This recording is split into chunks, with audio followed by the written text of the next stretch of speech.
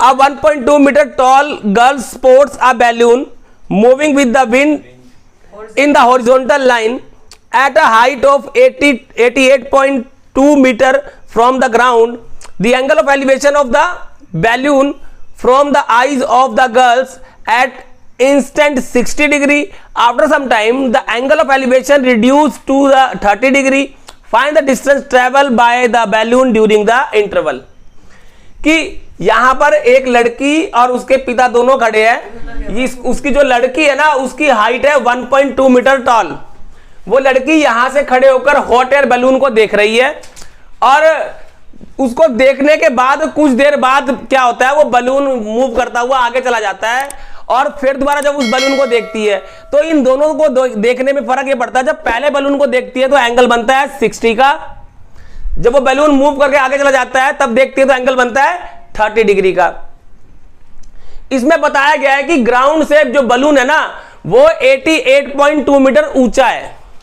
अब ये निकालना है कि जो बैलून मूव कर गया तो वो कितना मूव कर गया, यानी कि C और F का डिस्टेंस या कह लो आप D और G का डिस्टेंस, यानी कि ये बैलून मूव कितना किया है हमने एक्चुअल में वही निकालना है।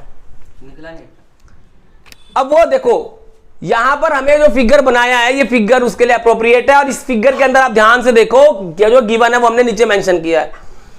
लड़की की हाइट AB है, पहले बलून के सामने भी जो हमारा DE है ये भी हाइट के बराबर है इसलिए बराबर, दूसरे वाले बलून के अंदर भी वही हमारा GH है वो भी इस लड़की की हाइट के बराबर है।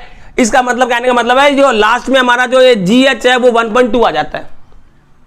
और लड़की की आंखों से देखोगे तो इस बैलून की एक्चुअल हाइट निकल के आती है 87, क्योंकि लड़की की देखो आंख लड़की की इस लेवल पे है तो वो लड़की की हाइट जो है वो इस एंगल वाले लेवल से कम हो जाएंगी, यानी कि जो पूरी बैलून की हाइट ग्राउंड तक है ना उसमें से 1.2 माइनस हो जाएगी।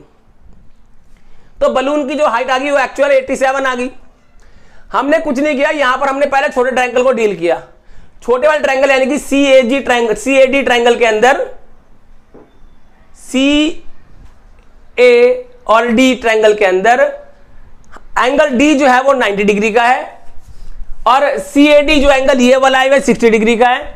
और यहां पर हमने tan थीटा इस्तेमाल किया है P/B वाला, क्योंकि थीटा के सामने वाला P होता है, ठीक है, और लगता हुआ B है। हमें ये पहले यहां से निकालना था इसलिए हमने इसका इस्तेमाल किया PB का।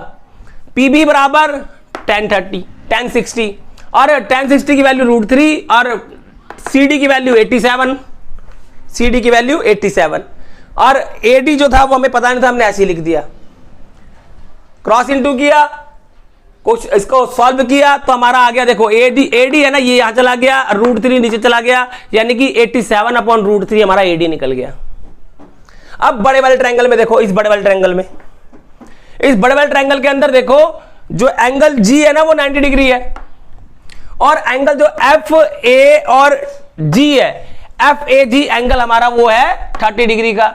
और यहां पर भी थीटा के सामने वाला P/B लगाया, P/B is equal to FG/B हमारा क्या है AG, तो FG/AG लगाया tan 30 की वैल्यू पुट करी 1/√3। FG की वैल्यू देखो जितना यहां से यहां तक है उतना यहां से यहां तक भी होगा, इसीलिए 87 यहां पर भी आ गया। AG लिखा, क्रॉस इनटू किया, हमारा AG निकल गया 87/√3।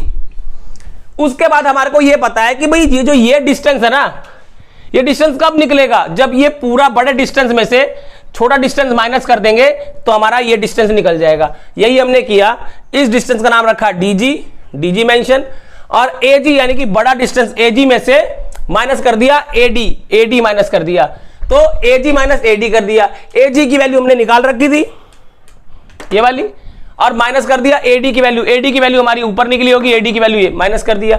और माइनस करने के बाद ये इस फ्रैक्शन की फॉर्म में आ गया, इसको सॉल्व किया, √3 नीचे आया, इसको इससे इंटू किया तो √3 आया, इसको 3 को इससे इंटू किया तो √3 × √3 3 हो गया, 87 ऐसे ही आया और 1 को इससे किया तो 87 ही आ गया।